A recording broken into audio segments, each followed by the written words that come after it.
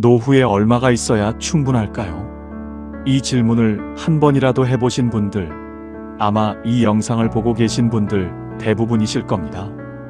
노후 자금 얼마가 필요하다는 기사를 읽으면 가슴이 철렁하고 친구 모임에서 누가 부동산 이야기라도 꺼내면 왠지 모르게 불편해집니다. 새벽에 잠이 깨면 머릿속에서 자꾸 숫자 계산이 시작됩니다. 통장에 얼마가 남았고 한 달에 얼마가 나가고 이 돈이 몇 년을 버텨줄까? 그 계산이 끝나지 않은 채 날이 밝습니다. 아침을 먹으면서도 산책을 하면서도 텔레비전을 보면서도 그 불안은 배경처럼 깔려 있습니다. 조금만 더 있으면 괜찮을 텐데, 조금만 더 있으면 마음이 편할 텐데, 그런데 이상하게도 그 조금이 채워져도 마음은 쉽게 편해지지 않습니다. 왜일까요?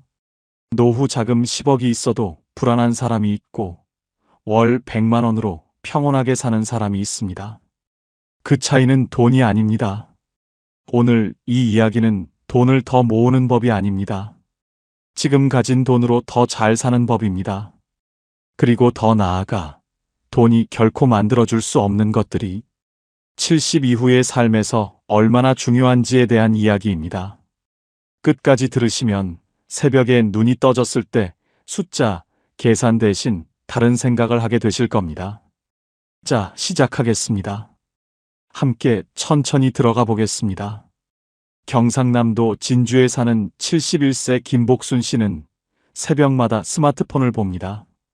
잠이 깨면 제일 먼저 하는 일이 은행 앱을 열어서 잔고를 확인하는 것입니다. 남편이 돌아가신 지 5년이 됐고 딸 하나는 서울에, 아들 하나는 부산에 살고 있습니다. 두 자녀가 매달 조금씩 용돈을 보내주고 남편이 남긴 작은 금액의 연금이 나옵니다. 먹고 사는데 지장은 없습니다. 그런데 새벽마다 잔고를 확인하는 습관은 멈추지 않습니다. 김복순 씨는 이렇게 말했습니다. 돈이 없어서 불안한 게 아닌 것 같아요. 그냥 불안한 거예요. 근데 그 불안이 돈 걱정처럼 느껴지는 거예요. 이 말 속에 오늘 이야기의 핵심이 들어 있습니다. 돈 걱정이 커지는 진짜 이유. 첫 번째는 돈을 안전의 상징으로 여기는 습관입니다. 우리 세대는 가난을 경험한 세대입니다. 어릴 때 먹을 것이 없었던 기억, 돈이 없어서 아픈 가족을 제때 병원에 못 데려간 기억, 돈 때문에 하고 싶은 것을 포기해야 했던 기억. 그 기억들이 우리 안에 아주 깊이 새겨져 있습니다. 그래서 돈은 단순한 숫자가 아닙니다. 돈은 생존의 상징이고, 안전의 상징이고, 두려움으로부터 나를 지켜주는 방패입니다. 그 등식이 평생 작동해 왔습니다. 돈이 있으면 안전하고, 돈이 없으면 위험하다. 그런데 70이 넘어서도 그 등식이 그대로 작동하고 있는 것입니다. 실제로 지금 당장 굶을 처지가 아닌데도 몸속 어딘가에 새겨진 그 오래된 두려움이 새벽마다 통장 잔고를 확인하게 만드는 것입니다. 이것은 의지의 문제가 아닙니다. 평생 살아온 방식의 문제입니다. 그러나 이제는 그 등식을 조금 느슨하게 풀어볼 때가 됐습니다. 두 번째 이유는 비교에서 오는 상대적 빈곤감입니다. 절대적으로 부족한 것이 아닌데도 부족하게 느껴지는 것. 그것이 상대적 빈곤감입니다. 모임에 나가면 누군가는 해외여행 이야기를 하고 누군가는 자녀가 집을 사줬다는 이야기를 합니다. 뉴스에서는 노후 자금으로 몇 억이 필요하다는 이야기가 나옵니다. 그 숫자들과 나의 현실을 비교하는 순간 충분했던 것이 갑자기 부족해 보입니다. 오늘 아침 따뜻하게 밥을 먹었고 몸에 큰 이상이 없고 지낼 집이 있는데도 비교는 언제나 우리를 가난하게 만듭니다. 내가 가진 것을 보는 것이 아니라 내가 갖지 못한 것을 보게 만들기 때문입니다. 그리고 그 비교는 70이 넘어서도 멈추지 않습니다. 오히려 더 예민해지기도 합니다. 세 번째 이유는 미래에 대한 통제 욕구입니다. 앞으로 얼마나 더 살지 모르니까라는 말. 이 말 속에는 불확실성에 대한 두려움이 담겨 있습니다. 인간은 원래 통제할 수 없는 것을 두려워합니다. 언제 아플지, 얼마나 더 살지, 어떤 일이 생길지, 이 모든 것이 불확실합니다. 그래서 그나마 숫자로 확인할 수 있는 통장 잔고에 집착하게 됩니다. 돈이 많으면 그 불확실성을 조금이라도 통제할 수 있을 것 같은 느낌이 들기 때문입니다. 하지만 돈은 미래를 통제해주지 않습니다. 돈은 선택지를 늘려줄 뿐입니다.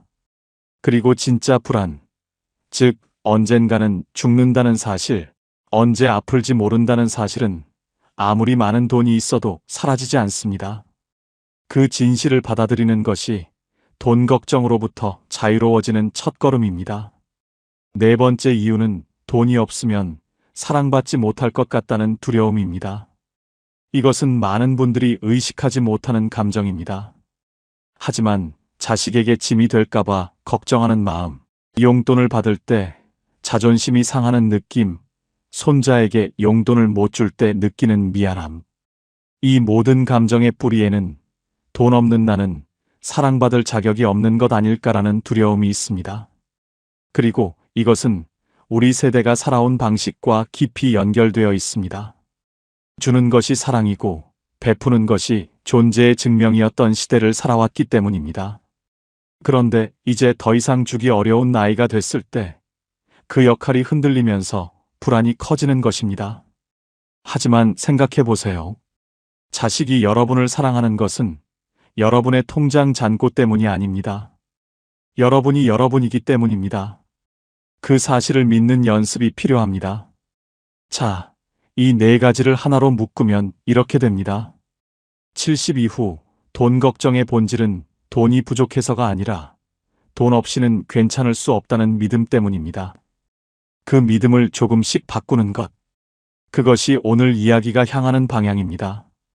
그렇다면 돈이 만들어줄 수 없는 것들, 그러나 70 이후의 삶을 진짜로 풍요롭게 만들어주는 것들은 무엇일까요? 지금부터가 오늘 이야기의 핵심입니다. 돈으로 살 수 없는 것 첫 번째, 아침에 일어나고 싶은 이유입니다. 돈이 아무리 많아도 아침에 눈을 뜨는 것이 무겁다면 그 삶은 풍요롭지 않습니다. 반대로 통장에 많지 않아도 오늘 하루 기다리는 것이 있다면 그 사람의 하루는 충분합니다. 기다리는 것이 거창할 필요는 없습니다. 매주 화요일 오전에 같이 걷는 친구, 손자가 다음 주에 온다는 사실, 지금 읽고 있는 소설의 다음 장, 저녁에 보기로 한 드라마 한 편. 이런 작고 소박한 기다림이 아침을 열어줍니다. 루틴이 있는 사람은 돈이 많지 않아도 하루를 살아갑니다. 루틴이 없는 사람은 돈이 많아도 아침이 무겁습니다.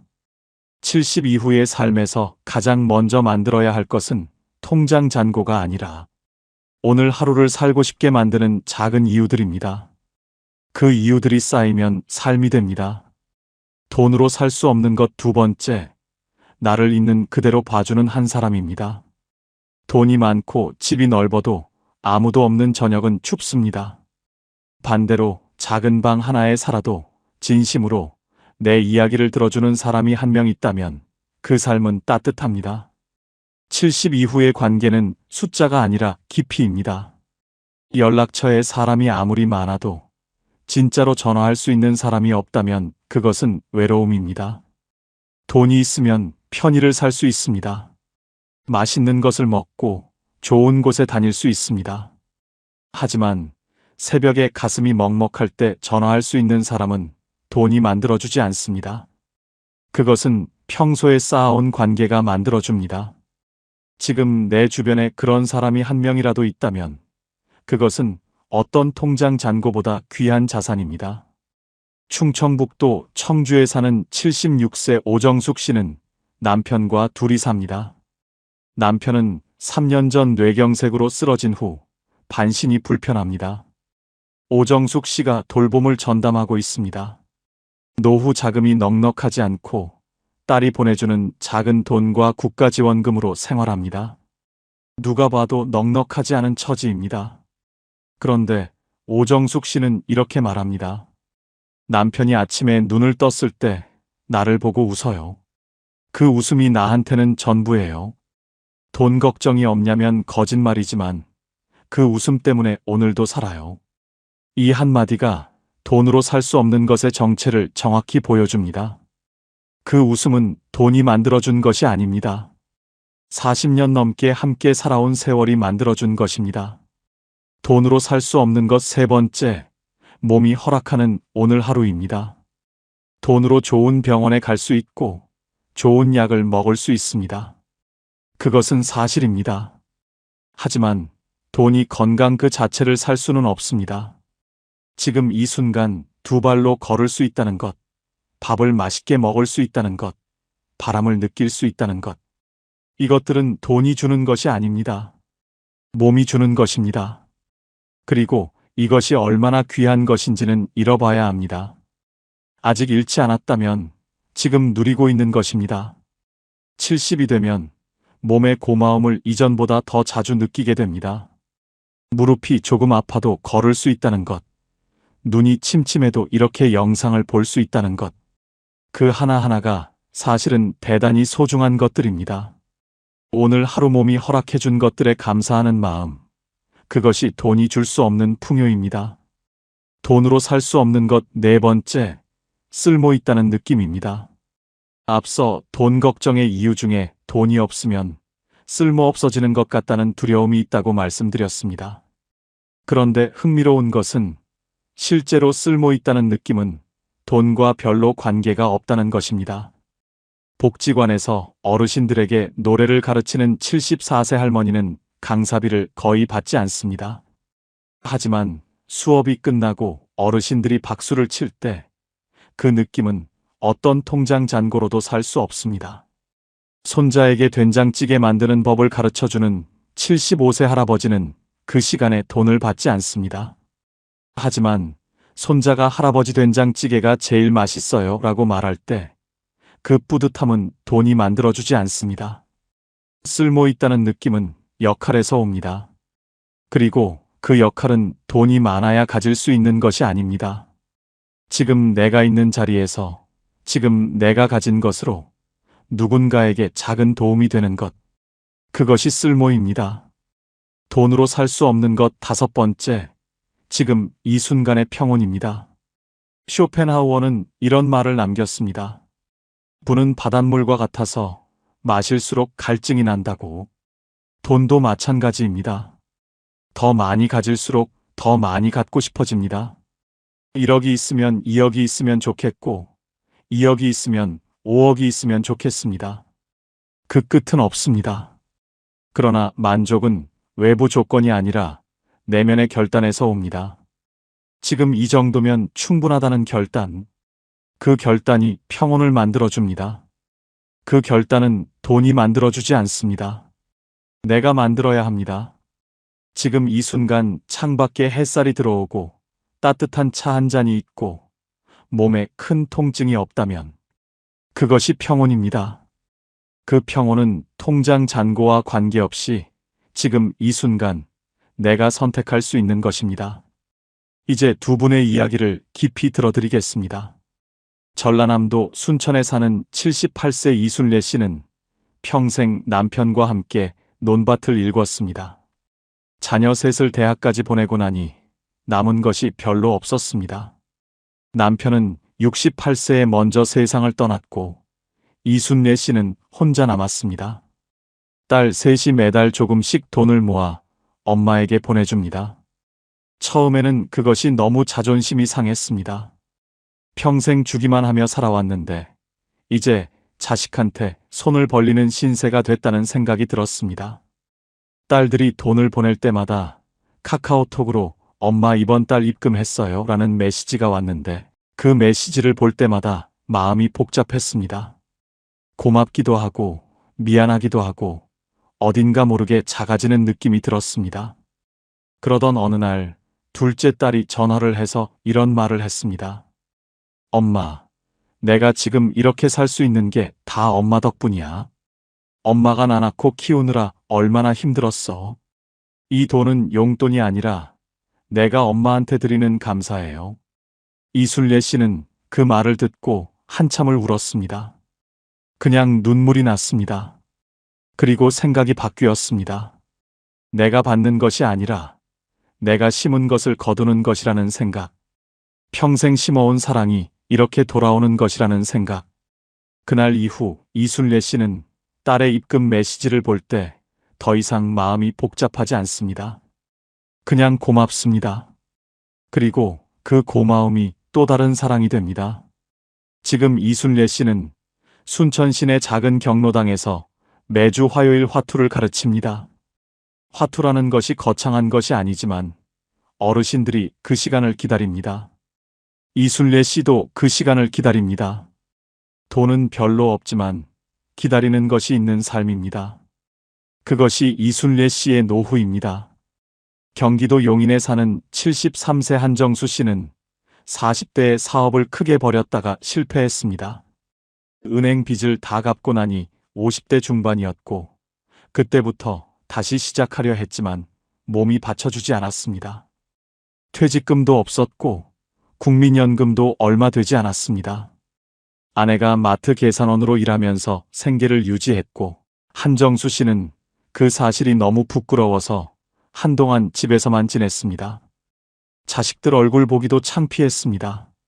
사업에 성공한 친구들 이야기가 들려올 때마다 가슴이 무너졌습니다.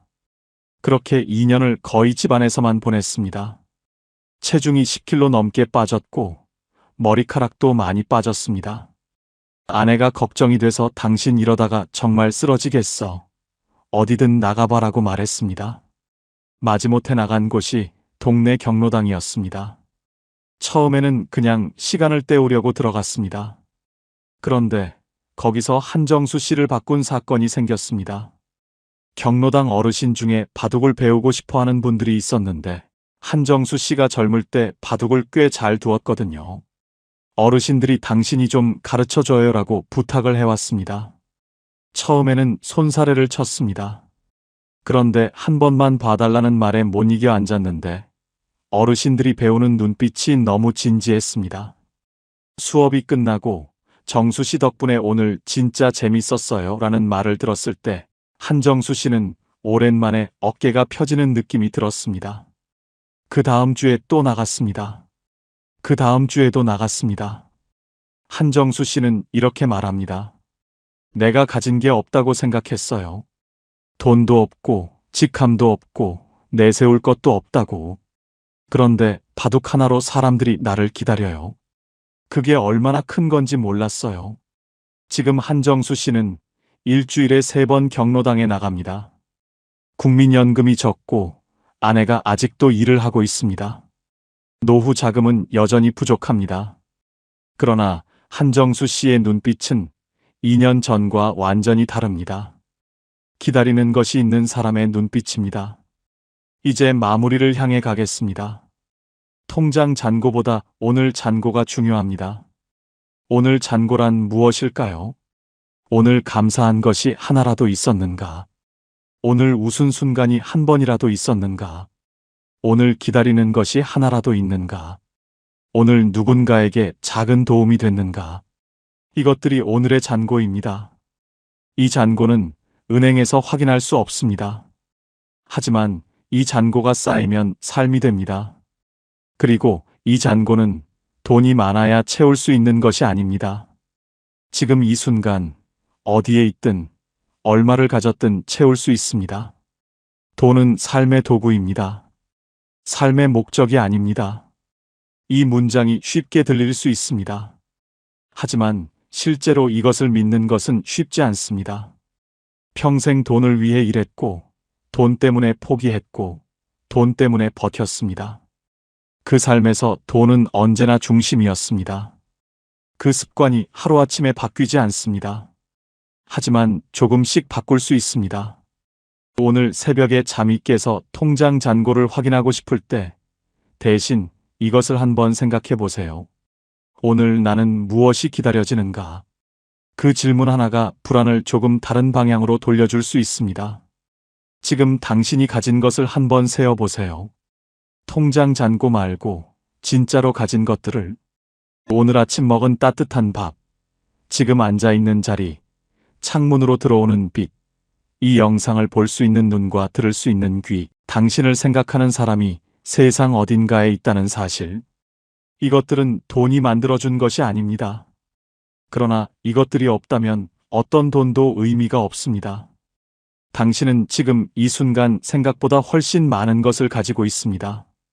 단지 그것들이 통장에 찍히지 않을 뿐입니다. 그리고 지금 이 질문을 드립니다. 오늘 돈 없이도 좋았던 순간이 있었습니까? 아침 햇살이 따뜻하게 느껴진 순간, 누군가와 나눈 짧은 대화가 기분 좋았던 순간, 오랜만에 먹은 음식이 맛있었던 순간, 별 이유 없이 마음이 잠깐 가벼워진 순간. 그런 순간이 오늘 하루에 하나라도 있었다면 오늘은 풍요로운 하루입니다.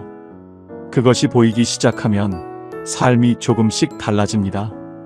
불안이 완전히 사라지지는 않습니다. 하지만 불안보다 감사가 조금 더 커지는 날들이 늘어납니다.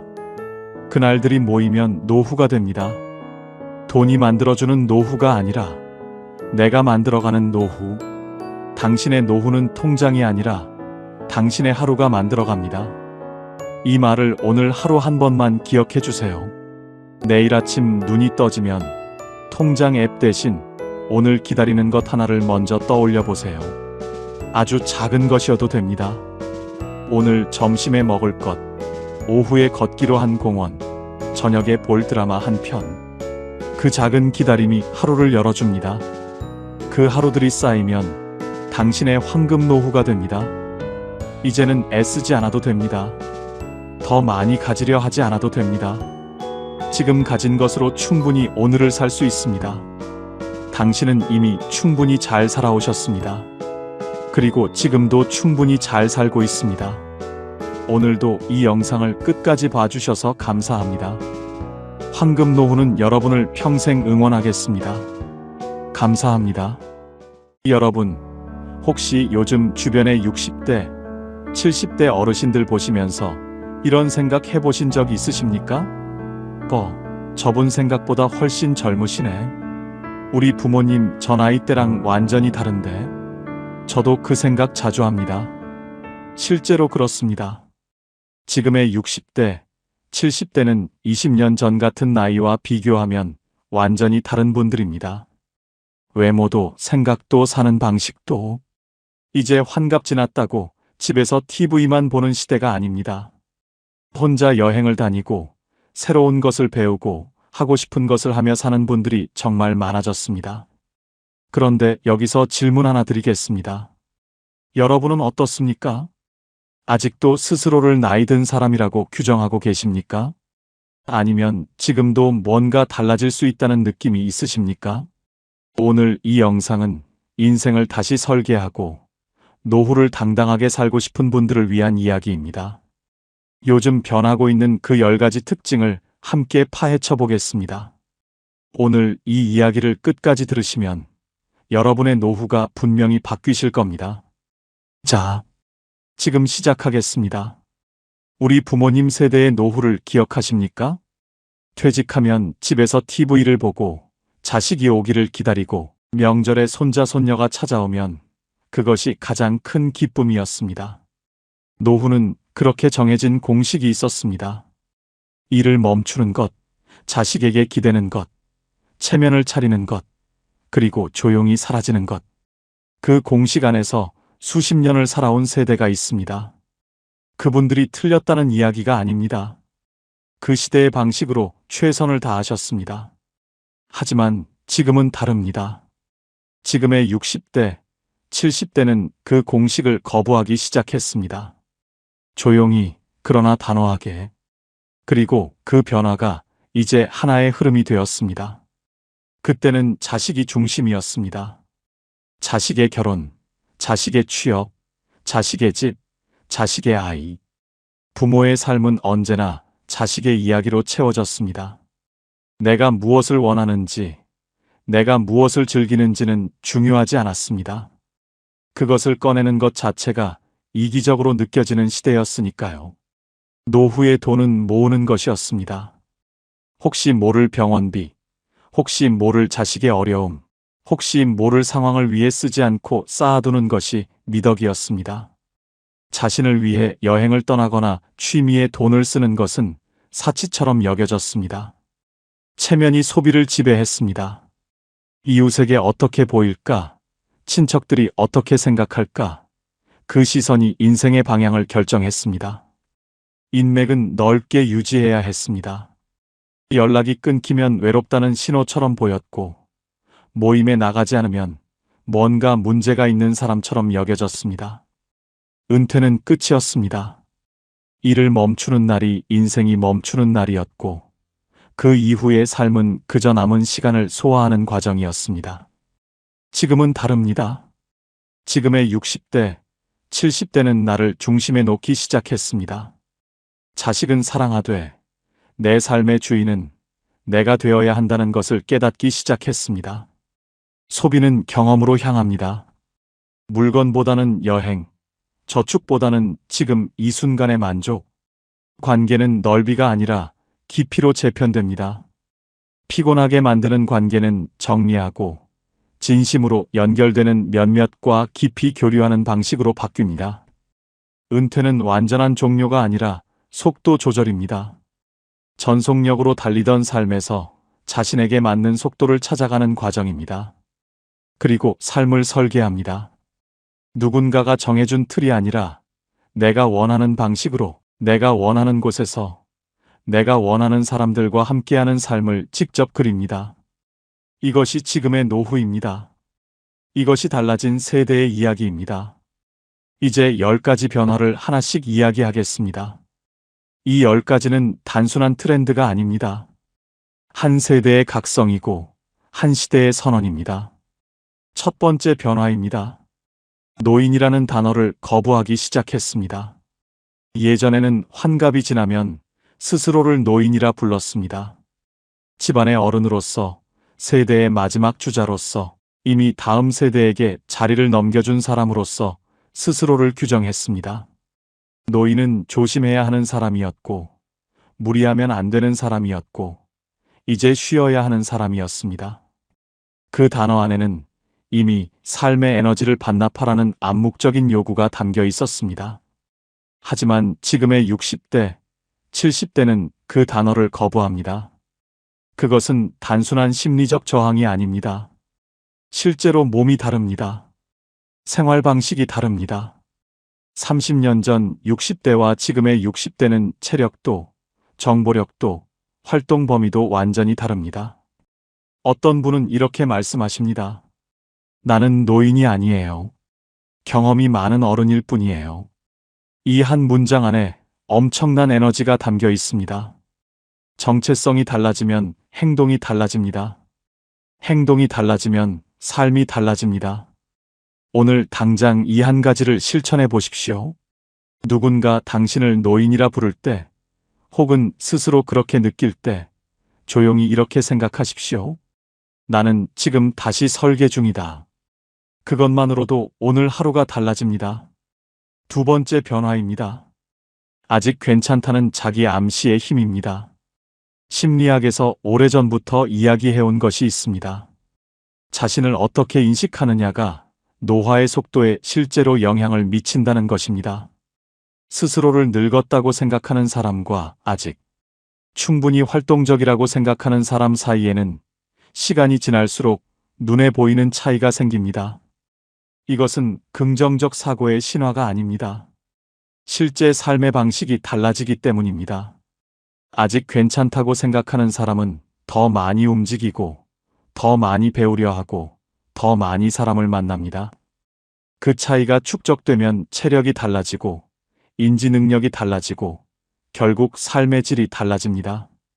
예전의 노후에는 이런 자기 암시가 허락되지 않았습니다. 나이 앞에서 겸손해야 했고, 늙음을 인정하는 것이 어른다운 태도처럼 여겨졌습니다. 하지만 지금은 압니다. 생각이 노년을 결정한다는 것을, 태도가 시간을 이긴다는 것을.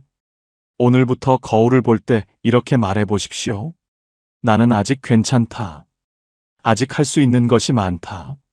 작은 말 한마디가 하루를 바꾸고, 하루가 모이면 삶이 바뀝니다. 세 번째 변화입니다. 나 중심의 인생입니다. 자식과의 거리를 다시 정의하기 시작했습니다. 이것은 매우 조심스러운 이야기입니다. 오해하지 마십시오. 자식을 덜 사랑하라는 것이 아닙니다. 자식을 사랑하되 그 사랑이 자신의 삶을 소진시키는 방식이어서는 안 된다는 이야기입니다. 예전의 부모는 자식의 인생에 깊숙이 개입했습니다. 자식의 결혼 문제를 함께 고민하고 자식의 육아를 함께 책임지고 자식이 어려울 때 재정적으로 지원하는 것이 당연한 의무처럼 여겨졌습니다. 그 과정에서 부모 자신의 노후는 뒤로 밀렸습니다. 여행 한 번 마음 편히 못 가고 하고 싶은 것 한 번 시원하게 못 해보고 자식 걱정으로 노후의 에너지를 다 써버리는 경우가 얼마나 많았습니까? 지금의 60대, 70대는 조금씩 달라지고 있습니다. 자식은 자식의 삶을 살고 나는 나의 삶을 산다는 경계를 세우기 시작했습니다. 이것이 냉정한 것이 아닙니다. 오히려 더 건강한 관계입니다. 부모가 자신의 삶을 충실히 살 때 자식도 죄책감 없이 자신의 삶을 살 수 있습니다. 오늘 당장 이렇게 생각해 보십시오. 내 노후의 주인공은 나다. 그리고 그 생각 위에 하루를 설계해 보십시오. 네 번째 변화입니다. 인간관계의 선택과 집중입니다. 예전에는 관계가 많아야 외롭지 않다고 생각했습니다. 연락처에 이름이 많을수록, 모임에 자주 나갈수록, 명절에 찾아오는 사람이 많을수록 성공적인 노후처럼 보였습니다. 그래서 피곤한 관계도 유지했습니다. 속으로는 불편하지만 체면 때문에 계속 연락하고 가고 싶지 않은 모임에 나가고 하고 싶지 않은 이야기를 반복했습니다.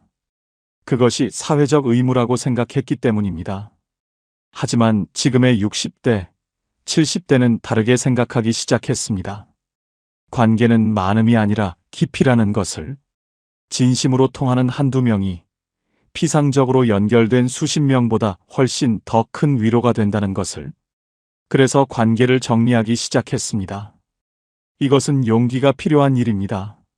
오래된 관계를 정리하는 것, 연락을 줄이는 것, 모임에서 빠지는 것은 처음에는 불편하고 죄스럽게 느껴집니다. 하지만 그 과정을 거치고 나면 남은 관계들이 얼마나 소중한지, 그리고 나 자신에게 돌아오는 에너지가 얼마나 커지는지를 경험하게 됩니다. 관계는 가까움이 아니라 존중에서 유지됩니다. 오늘 당장 연락처를 한번 들여다보십시오. 볼 때마다 마음이 무거워지는 이름이 있다면 그 관계를 어떻게 할지 조용히 생각해 보십시오. 다섯 번째 변화입니다. 체면보다 만족을 선택하는 소비입니다. 예전의 노후 소비는 체면이 지배했습니다. 자식 결혼식에 얼마를 썼느냐, 손자 용돈을 얼마나 주었느냐, 이웃에게 어떻게 보이느냐가 소비의 기준이었습니다. 정작 자신을 위한 소비는 사치로 여겨졌습니다. 맛있는 것을 먹고 싶어도 참고, 가고 싶은 곳이 있어도, 혼자서는 가기 어색하고, 갖고 싶은 것이 있어도 이 나이에 무슨 필요냐 싶어서 포기하는 일이 많았습니다. 하지만 지금의 60대, 70대는 다르겠습니다. 경험했습니다. 물건보다는 여행, 저축보다는 지금 이 순간, 남의 시선이 아니라 내 만족이 소비의 기준이 됩니다. 이것은 단순한 소비 트렌드의 변화가 아닙니다. 삶의 철학이 바뀐 것입니다. 돈을 모으는 노후에서 잘 쓰는 노후로의 전환입니다. 물론 준비 없이 쓰라는 이야기가 아닙니다. 하지만 평생 아끼고 모은 것을 자신을 위해 쓰지 못하고 세상을 떠나는 것, 그것도 아름다운 삶이라고 할 수는 없습니다. 오늘 당장 이렇게 생각해 보십시오. 지금 내가 진심으로 원하는 것이 무엇인가?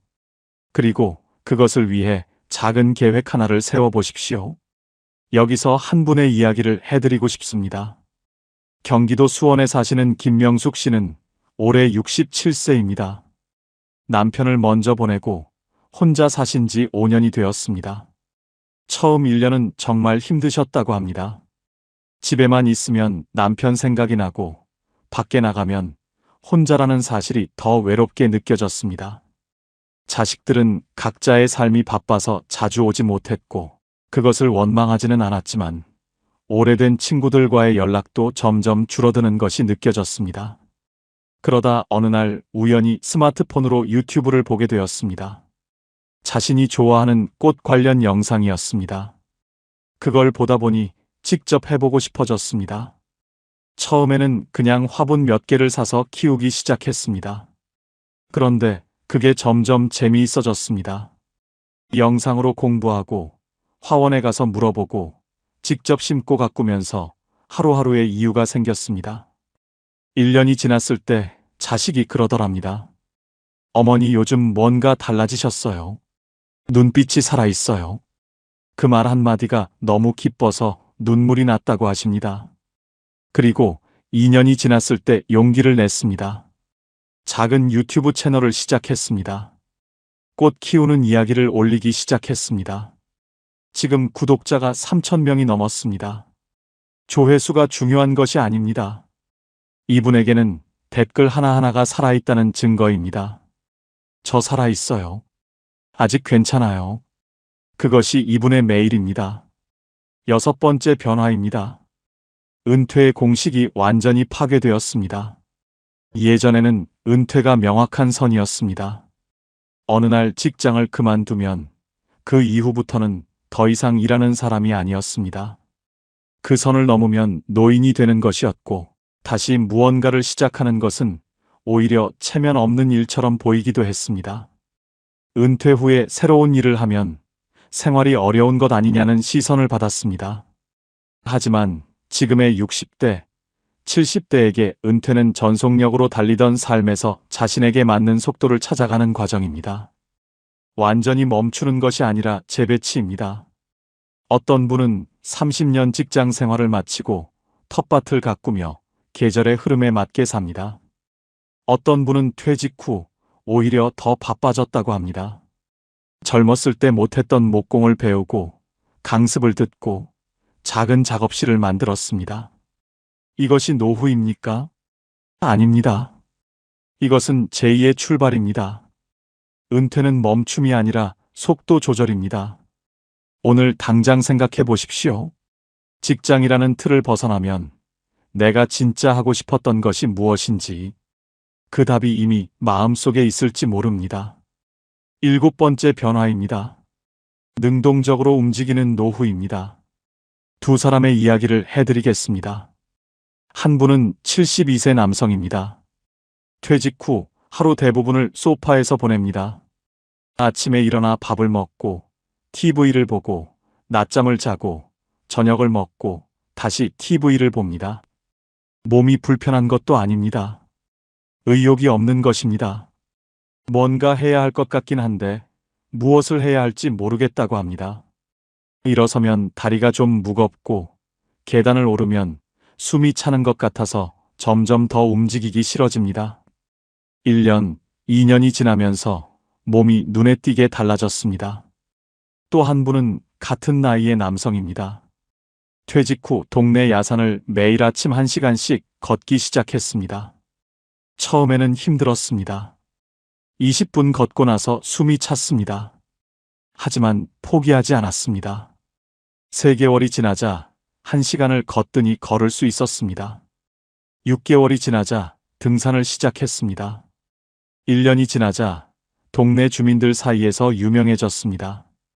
어떻게 그렇게 정정하시냐고, 비결이 뭐냐고. 이 두 사람의 차이는 나이가 아닙니다. 움직임입니다. 정지는 빠른 노화입니다. 이것은 의학적 사실입니다. 근육은 쓰지 않으면 줄어들고 뇌는 자극받지 않으면 느려집니다. 반대로 조금씩이라도 움직이면 몸이 반응합니다. 오늘 당장 딱 10분만 걸어보십시오. 10분이 쌓이면 삶이 달라집니다. 여기서 또 한 분의 이야기를 나눠드리고 싶습니다. 충남 천안에 사시는 박재원 씨는 올해 72세입니다. 35년 가까이 건설 현장에서 일하고 퇴직하셨습니다. 퇴직 첫 해는 그냥 쉬었습니다. 당연히 쉬어야 한다고 생각했습니다. 그런데 1년이 지나자 몸보다 마음이 더 지쳐 있었습니다. 이상하다고 느꼈습니다. 쉬고 있는데 왜 더 피곤하지? 왜 아무것도 하기 싫지? 그러다 동네 복지관에서 목공 강의가 있다는 걸 알게 됐습니다. 처음에는 망설였습니다. 이 나이에 뭘 새로 배우냐 싶었습니다. 하지만 딱 한 번만 가보자는 마음으로 나갔습니다. 첫날 나무를 다듬고 못을 박았을 때 뭔가 살아있다는 느낌이 들었다고 합니다. 현장에서 일할 때와는 다른 감각이었습니다. 내가 원해서 하는 일이었습니다. 지금은 주 3회 복지관에서 목공을 배우고 간단한 소품들을 만들어서 손자 손녀에게 선물합니다. 아이들이 좋아할 때 그 순간이 이분에게는 가장 큰 기쁨이라고 합니다. 멈춰있던 삶이 다시 움직이기 시작했습니다. 소일거리 하나가 노후를 바꿨습니다. 8번째 변화입니다. 일상적인 건강관리입니다. 예전의 노후 건강관리는 병원 중심이었습니다. 아프면 병원 가고 약을 처방받고 다음 예약을 잡는 것. 그것이 건강을 챙기는 방식이었습니다. 사전에 예방하고 일상에서 관리하는 개념이 약했습니다. 그 결과 만성질환이 생기고 약이 늘어나고 병원 의존도가 높아지는 패턴이 반복되었습니다. 하지만 지금의 60대, 70대는 다르게 접근하기 시작했습니다. 병원보다 일상이 먼저입니다. 수면을 관리합니다. 밤 11시에는 자고 아침 6시에 일어나는 리듬을 지킵니다. 걷기를 생활화합니다. 마트에 갈 때 차 대신 걸어가고 엘리베이터 대신 계단을 택합니다. 식습관을 조절합니다. 짜게 먹지 않고 채소를 늘리고 가공식품을 줄입니다. 이것이 거창하게 들릴 수 있습니다. 하지만 이 3가지만 꾸준히 해도 노후의 체력이 달라집니다. 그리고 체력이 달라지면 삶의 반경이 달라집니다. 갈 수 있는 곳이 많아지고 할 수 있는 것이 많아지고 더 많이 웃을 수 있습니다. 오늘 저녁 10시 이후에 스마트폰을 내려놓고 내일 아침 일어나서 물 한 잔 마시고 10분 걸어 보십시오. 그것이 시작입니다. 9번째 변화입니다. 스마트폰을 생활화하기 시작했습니다. 예전에는 디지털 기기가 젊은 세대의 전유물이라고 생각했습니다. 스마트폰으로 뭔가를 하려면 자식에게 물어봐야 했고 그것이 불편하고 자존심 상하는 일처럼 느껴지기도 했습니다. 그래서 많은 분들이 스마트폰을 그냥 전화기로만 사용하셨습니다. 하지만 이제는 달라졌습니다. 디지털 적응은 생존 능력입니다. 은행을 가지 않아도 송금이 됩니다. 병원 예약을 앱으로 합니다. 쇼핑을 집에서 합니다. 유튜브로 무엇이든 배웁니다. 지도 앱으로 처음 가는 곳도 혼자 찾아갑니다. 이 모든 것이 스마트폰 하나로 가능합니다. 스마트폰을 잘 쓰는 것과 못 쓰는 것의 차이는 단순한 기술 격차가 아닙니다. 삶의 자립도의 차이입니다. 스마트폰을 잘 다루는 70대는 자식에게 덜 의존합니다. 더 많은 정보를 스스로 얻습니다. 더 많은 것을 혼자 해결합니다. 그것이 자존감을 지켜줍니다.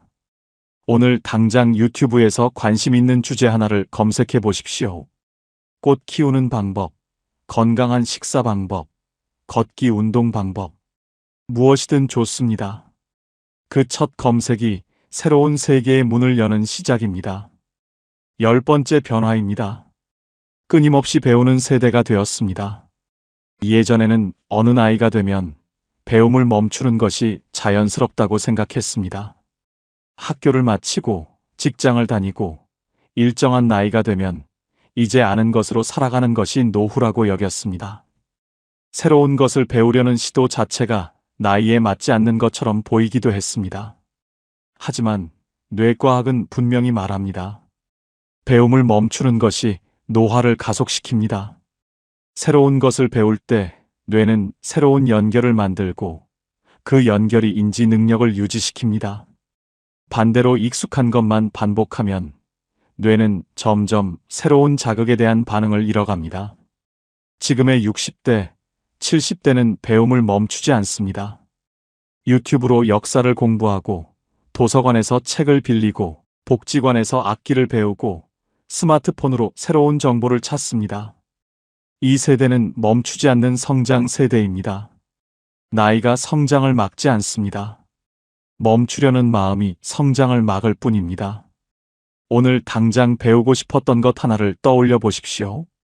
평생 하고 싶었는데 바빠서 못했던 것, 부끄러워서 시작 못했던 것, 그것을 이번 주에 딱 한 번만 시작해 보십시오. 여기서 한 분 더 이야기를 드리고 싶습니다.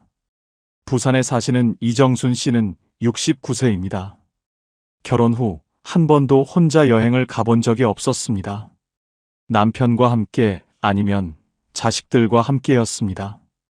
그러다 남편이 아프기 시작하면서 여행은 더더욱 어려워졌습니다. 남편이 먼저 세상을 떠나고 이분은 생각했습니다. 나는 이제 어디에도 못 가는 사람이 됐구나. 혼자서는 엄두가 안 났습니다. 어디서부터 시작해야 하는지도 몰랐습니다. 그런데 어느 날 딸이 이런 말을 했습니다. 엄마, 유럽 같은 먼 곳이 아니어도 돼요. 기차 타고 경주 한번 가봐요. 혼자서 기차 타고 갔다 오면 그 다음부터는 다 할 수 있어요. 처음에는 망설였습니다. 하지만 딸의 말이 계속 머릿속에 맴돌았습니다. 그래서 기차를 탔습니다. 혼자서 경주에 도착해서 혼자 숙소를 찾고 혼자 밥을 먹고 혼자 불국사를 걸었습니다. 저녁에 혼자 막걸리 한 잔을 마시면서 이런 생각이 들었다고 합니다. 나 아직 이런 거 할 수 있구나. 아직 괜찮구나. 그 여행이 이분의 인생을 바꿨습니다. 그 이후 혼자 강릉도 가고 전주도 가고 작년에는 제주도도 혼자 다녀오셨습니다. 여행이 목적지가 아닙니다. 혼자서 할 수 있다는 확인이었습니다. 나는 아직 살아있다는 증명이었습니다. 이제 조금 더 깊은 이야기를 해드리겠습니다. 요즘의 60대, 70대가 보여주는 변화 중에 가장 중요한 것 중 하나가 고독을 두려워하지 않게 되었다는 것입니다. 예전에는 혼자 있는 것이 불안이었습니다. 혼자 밥 먹는 것, 혼자 여행 가는 것, 혼자 영화를 보는 것이 어딘가 결핍된 것처럼 느껴졌습니다. 그래서 외롭지 않기 위해 어울리고 싶지 않은 모임에도 나가고 피곤한 관계도 억지로 유지했습니다. 하지만 지금의 세대는 혼자만의 시간이 빈곤이 아니라는 것을 압니다. 고독은 충전입니다. 혼자 조용히 책을 읽는 시간, 혼자 산책하는 시간, 혼자 차를 마시며 창밖을 보는 시간. 그 시간들이 쌓여서 내가 단단해집니다. 다른 사람에게 기대지 않아도 되는 힘이 생깁니다. 물론 혼자라는 것이 때로는 외롭고 쓸쓸합니다. 그것을 부정하는 것이 아닙니다. 하지만 그 외로움과 정면으로 마주하고 그 안에서 나 자신을 발견해가는 것이 이 시대의 노후가 가진 가장 깊은 통찰 중 하나입니다. 죽음보다 무기력이 더 무섭다는 말이 있습니다. 이 말을 처음 들었을 때 많은 분들이 공감하셨다고 합니다. 죽음은 두렵습니다. 하지만 살아있는 채로 멈춰버리는 것, 아무것도 하고 싶지 않은 것, 하루하루가 그냥 흘러가는데 그것이 의미가 없다고 느껴지는 것, 그것이 더 무서운 일입니다. 몸이 살아있는데 마음이 이미 포기한 상태, 그것이 진짜 노화입니다. 반대로 몸이 조금 불편해도, 걷는 것이 조금 힘들어도, 눈이 조금 침침해도 하루를 열심히 사는 사람이 있습니다.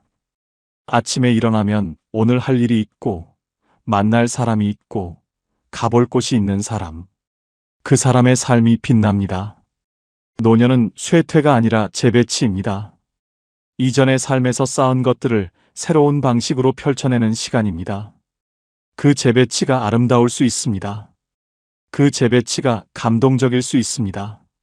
체력의 격차에 대해서도 이야기해야 합니다. 같은 70세라도 체력이 완전히 다른 두 사람을 보게 됩니다. 한 분은 계단 오르기도 버겁고 조금만 걸어도 다리가 아프고 외출 자체가 큰 결심이 필요합니다. 또 한 분은 매일 아침 가볍게 운동하고 친구들과 등산도 다니고 해외여행도 혼자 다닙니다. 나이 차이가 아닙니다. 지난 10년, 20년의 생활 방식의 차이입니다. 움직인 사람과 멈춘 사람의 차이입니다. 이것이 무섭습니다. 왜냐하면 이 격차는 시간이 지날수록 점점 더 벌어지기 때문입니다. 지금 움직이는 사람은 5년 후 더 많이 움직일 수 있습니다. 지금 멈춘 사람은 5년 후 더 많이 멈출 수밖에 없습니다. 그래서 지금이 중요합니다. 지금 이 순간이 전환점이 될 수 있습니다.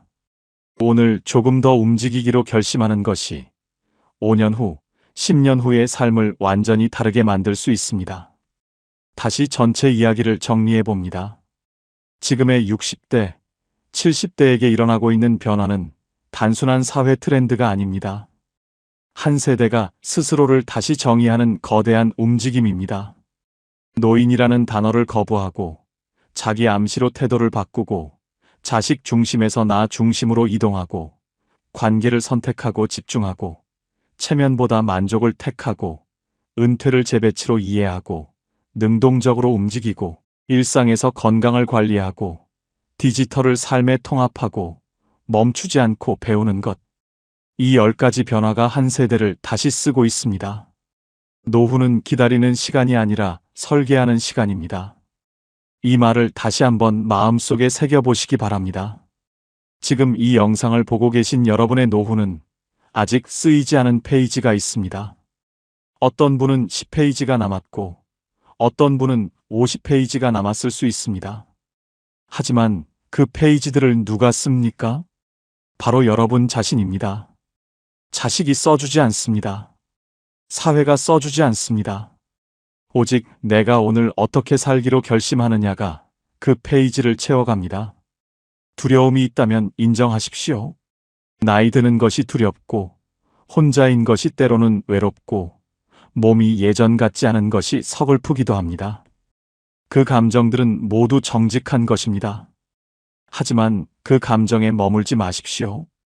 그 감정을 인정하되 그 다음을 선택하십시오. 오늘 한 발짝 더 나가기로 선택하십시오. 오늘 한 가지 더 배우기로 선택하십시오. 오늘 한 통의 전화를 걸기로 선택하십시오. 그 선택들이 모여서 노후가 됩니다. 아름다운 노후, 후회 없는 노후, 나답게 사는 노후. 만약 지금 이 순간을 흘려보내면 어떻게 될까요? 1년 후, 3년 후를 상상해 보십시오. 아무것도 바뀌지 않은 채 하루하루를 보내다가 어느 날 문득 깨닫는 순간이 옵니다. 아, 그때 시작했어야 했는데. 그때 조금만 용기를 냈어야 했는데. 그 후회가 가장 무거운 짐입니다. 반대로 오늘 작은 한 걸음을 내디디면 어떻게 될까요? 1년 후, 3년 후를 상상해 보십시오.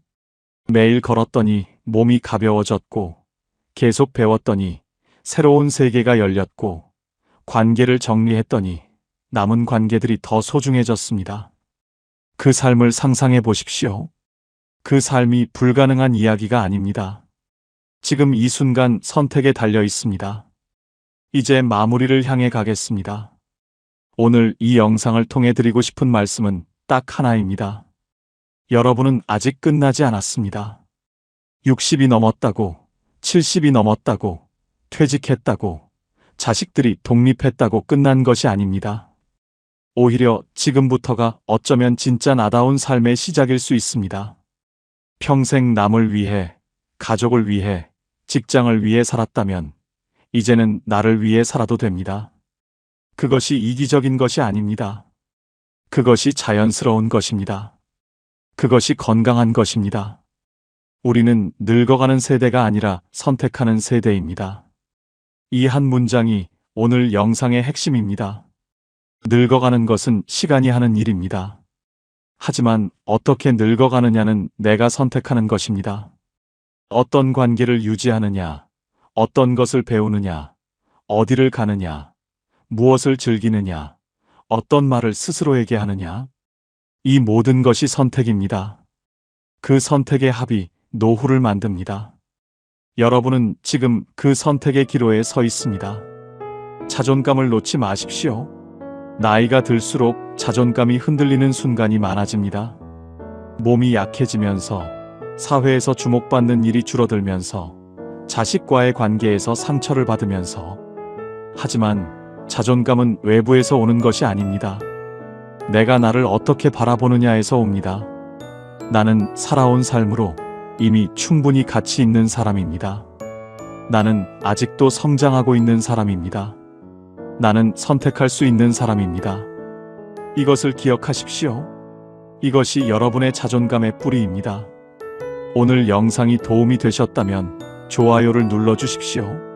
구독하시면 이런 이야기들을 계속 함께 나눌 수 있습니다. 그리고 댓글에 지금 사시는 지역을 적어주시면 어떨까요? 여러분이 어디에 사시든 이 영상을 통해 우리가 이렇게 연결되어 있다는 것이 참 감사합니다. 함께 이 이야기를 나누고 있다는 것이 작은 위로가 되길 바랍니다. 지금부터 다시 설계합시다. 오늘이 그 시작입니다. 지금까지 황금 노후였습니다. 감사합니다. 지금 이 순간 여러분의 통장에 매달 얼마가 들어오고 있습니까? 월급이 아닙니다. 장사 수입도 아닙니다. 그냥 정해진 날짜가 되면 자동으로 들어오는 돈 말입니다. 그 돈이 있는 분과 없는 분의 노후는 완전히 다릅니다. 저는 올해 73이에요. 국민연금이 전혀 없습니다. 남편도 먼저 세상을 떠났어요. 자식들한테 손 벌린 적도 없습니다.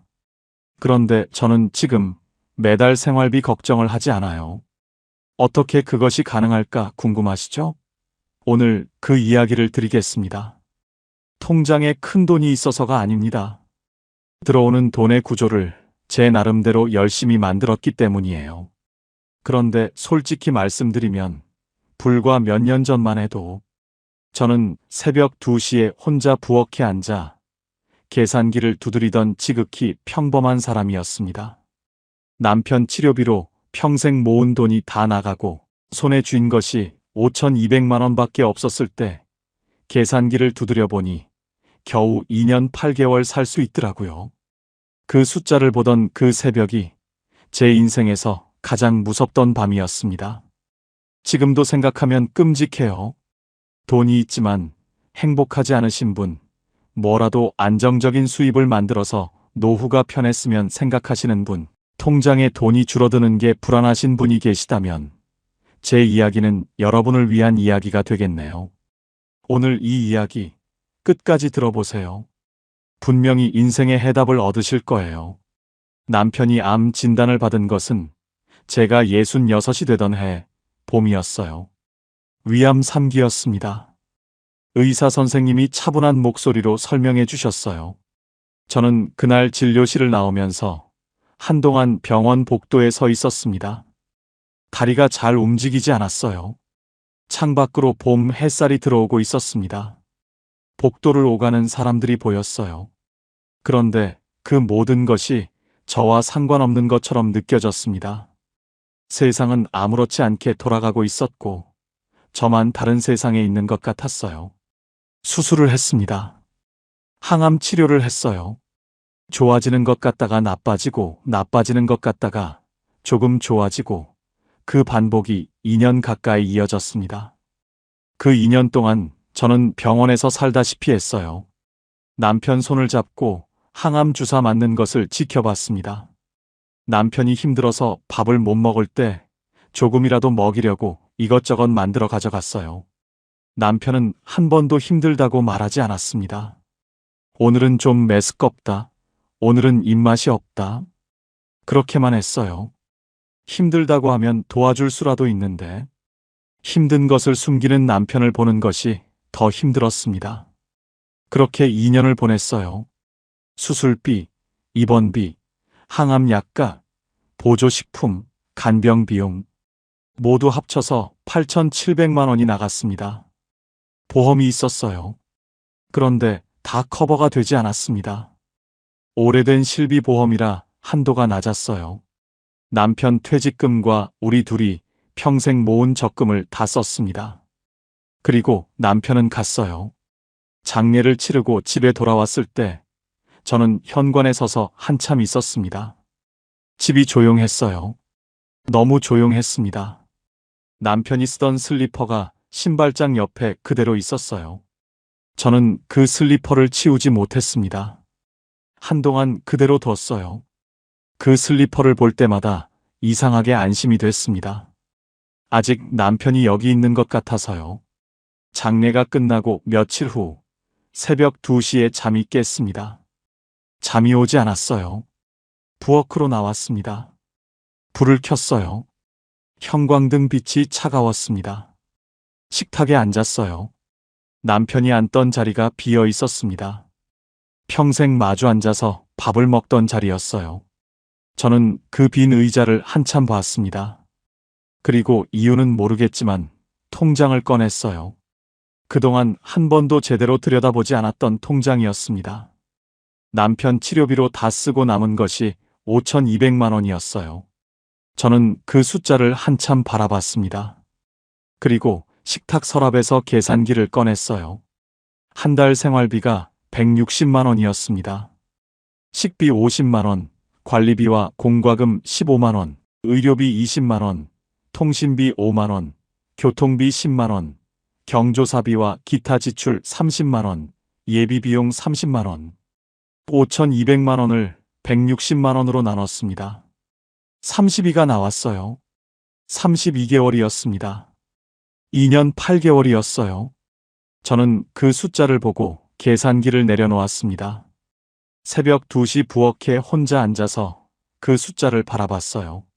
창밖은 어두웠습니다. 아무 소리도 없었어요. 남편이 앉던 빈 의자가 보였습니다. 2년 8개월 후에는 어떻게 하나. 그 생각이 왔어요. 그런데 더 무서운 것이 있었습니다. 물가가 오르면 어떻게 되는가. 나이가 들수록 의료비는 더 나간다.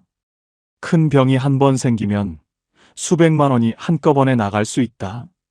그 변수들을 다 넣으면 2년 8개월도 아닐 수 있었어요. 그 새벽에 저는 처음으로 제대로 알았습니다. 돈이 없는 게 아니었어요.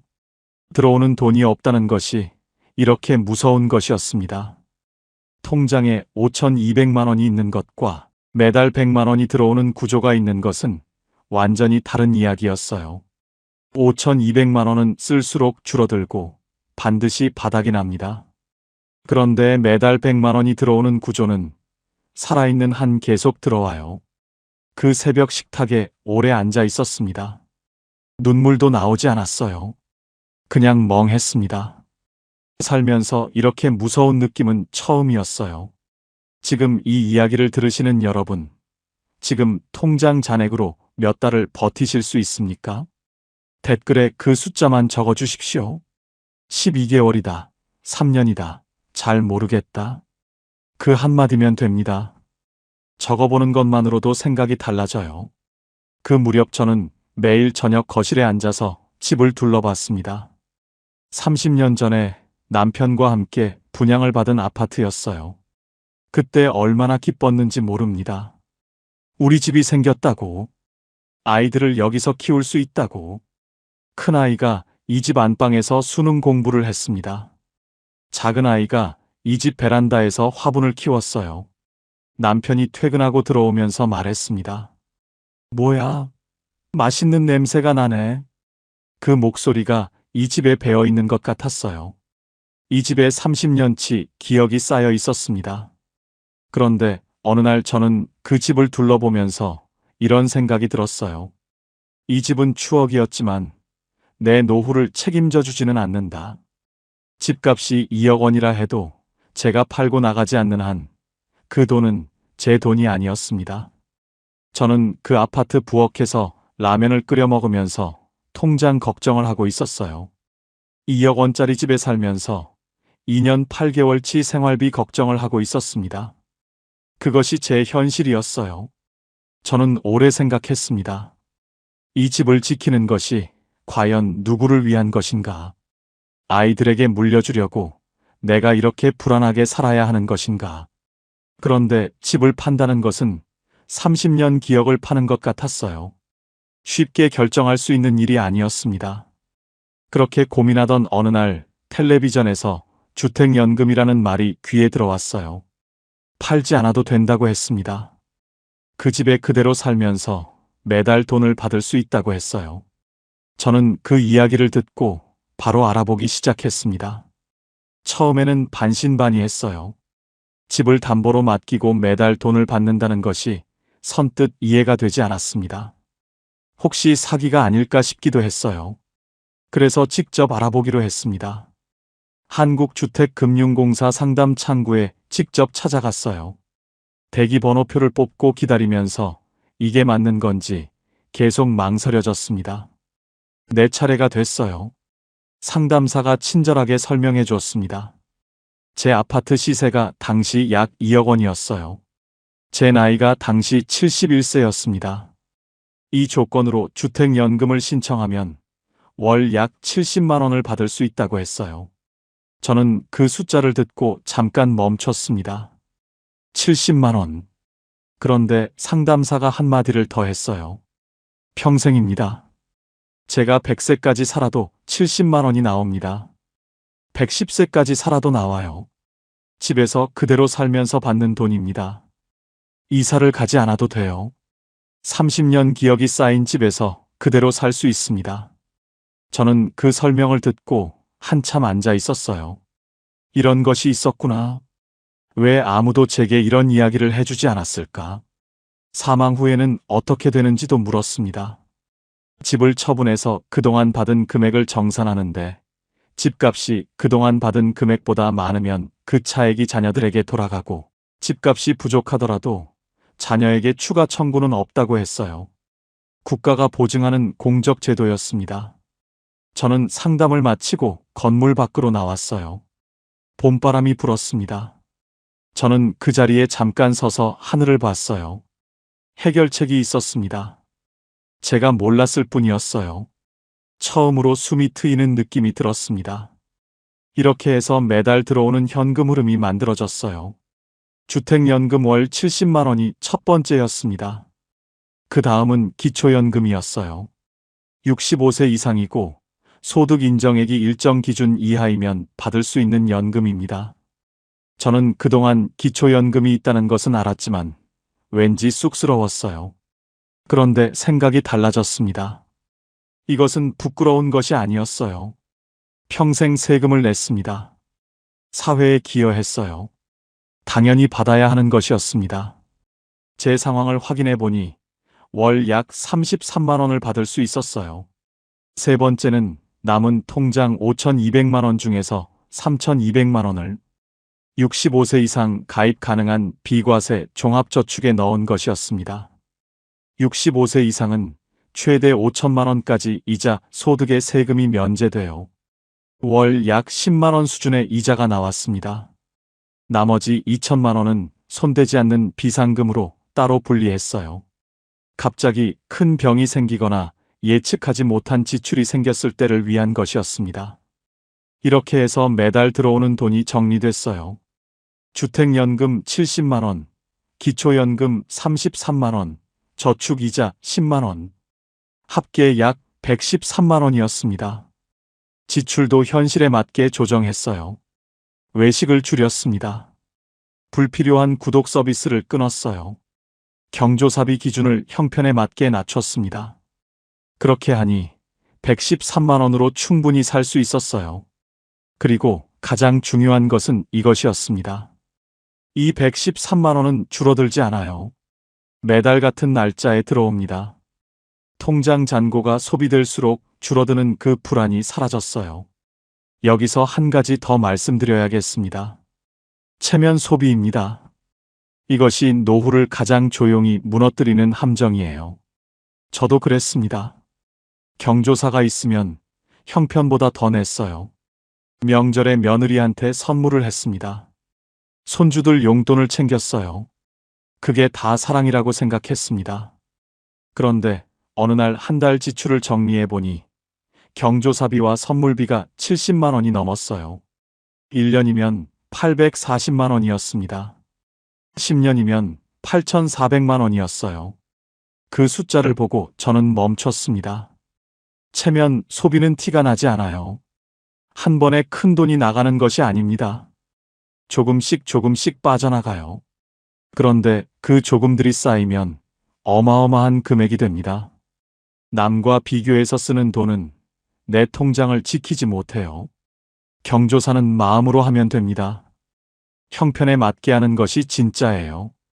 심리학에서 인간은 예측 가능성이 있을 때 불안이 줄어든다고 합니다. 매달 일정한 돈이 들어온다는 것은 다음 달도 들어온다는 예측이 가능하다는 뜻이에요. 그 예측 가능성이 불안을 줄여줍니다. 노후의 통장은 돈을 담는 그릇이 아니라 불안을 줄이는 장치예요. 저는 그 장치를 만들었습니다. 주택연금 이야기를 자식들에게 했을 때 처음에는 걱정했어요. 큰아이가 말했습니다. 엄마, 그 집은 우리한테 남겨주려고 하셨잖아요. 저는 대답했어요. 남겨주다가 내가 쓸쓸하게 살면 그게 무슨 의미가 있니? 큰아이가 잠깐 조용했습니다. 그리고 말했어요. 엄마가 편하면 됐어요. 저는 그 말을 듣는 순간 오래 참았던 무언가가 한꺼번에 내려앉는 것 같았습니다. 눈물이 날 것 같았어요. 참았습니다. 아이도 사실 엄마가 불안하게 사는 것이 더 걱정이었던 거예요. 부모가 자립하면 자식도 편해집니다. 부모가 불안하면 자식도 불안해요. 제가 스스로 생활을 감당하게 되면서 자식과의 관계가 오히려 더 편해졌습니다. 아이들이 올 때 마음 편하게 와요. 부담이 없습니다. 그냥 보고 싶어서 오는 방문이 됐어요. 그것이 얼마나 따뜻한지 모릅니다. 노후 자금을 자녀에게 내어주는 순간 부모의 자립은 사라져요. 돈은 애정의 증명이 아닙니다. 내 노후 자금을 지키는 것이 자녀를 지키는 것이에요. 이후 제 일상이 달라졌습니다. 작은 것들부터 달라졌어요. 마트에서 두부 하나를 사면서도 가격표를 오래 보던 제가 지금은 필요한 것을 망설이지 않고 삽니다. 장을 보다가 이미 담은 물건을 다시 내려놓던 그 일이 없어졌어요. 병원에 갈 때도 달라졌습니다. 무릎이 아파도 병원비가 걱정돼서 일주일을 참다가 더 나빠진 적이 있었어요. 지금은 아프면 갑니다. 검사가 필요하면 해요. 그리고 자식에게 전화할 때 달라졌습니다. 혹시 이 아이한테 부담이 될까? 내가 힘들다는 말을 하면 짐이 될까? 그 눈치를 보지 않아요. 내가 내 생활을 스스로 감당하고 있으니까요. 자식에게 손 벌리지 않아도 된다는 것. 이것이 노후의 가장 중요한 존엄입니다. 돌이켜보면 후회가 있어요. 왜 조금 더 일찍 이런 것들을 알지 못했을까? 주택연금을 알게 된 것이 남편이 떠나고 나서였습니다. 남편이 살아있을 때 함께 알았더라면 더 일찍 신청할 수 있었을 거예요. 기초연금도 진작 신청했어야 했습니다. 왠지 쑥스럽다는 이유로 미뤘어요. 비과세 종합저축도 진작 알았더라면 거기에 돈을 넣었을 겁니다. 그러나 늦었다고 생각하지 않아요. 변화를 선택하는 것이 더 용기 있는 일이었습니다. 다산 정약용 선생은 이런 말을 남겼어요. 지혜로운 사람은 변화를 두려워하지 않는다. 변화가 삶을 지킬 때 그것은 용기다. 저는 그 용기를 내는데 너무 오래 걸렸습니다. 그러나 그 결정이 제 노후를 바꿨어요. 지금 이 이야기를 끝까지 들어주신 분들께 말씀드리고 싶습니다. 지금 살고 있는 집이 나를 자유롭게 하고 있는지 생각해 보십시오. 자산보다 현금 흐름을 보세요. 통장에 얼마가 있느냐보다 매달 얼마가 들어오느냐가 중요합니다. 주택연금이 나에게 맞는지 알아보세요. 기초연금을 받고 있는지 확인하십시오. 비과세 종합저축을 활용하고 있는지 점검해 보세요. 아는 것이 먼저입니다. 알아야 선택할 수 있어요. 선택해야 바뀝니다. 쇼펜하우어는 이런 말을 남겼어요. 재산은 자유를 위한 수단이지 비교를 위한 수단이 아니다. 통장에 있는 돈은 남과 비교하기 위한 것이 아닙니다. 그 돈은 내가 자유롭기 위한 것이에요. 자녀에게 손 벌리지 않을 자유. 아프면 치료받을 자유. 가고 싶은데 한 번씩 갈 자유. 그 자유를 지키기 위한 것입니다. 노후에는 자산보다 숨통이 중요해요. 공간보다 안정이 중요합니다. 유산보다 남은 시간이 중요해요. 오늘도 저는 그 집 창가 의자에 앉아 있습니다. 남편이 쓰던 슬리퍼는 이제 없어요. 어느 날 용기를 내어 정리했습니다.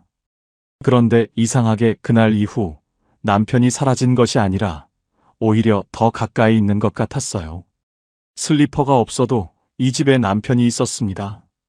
창가에 햇빛이 들어왔어요. 오늘도 일정한 돈이 들어왔습니다. 아프면 병원에 갈 수 있었어요.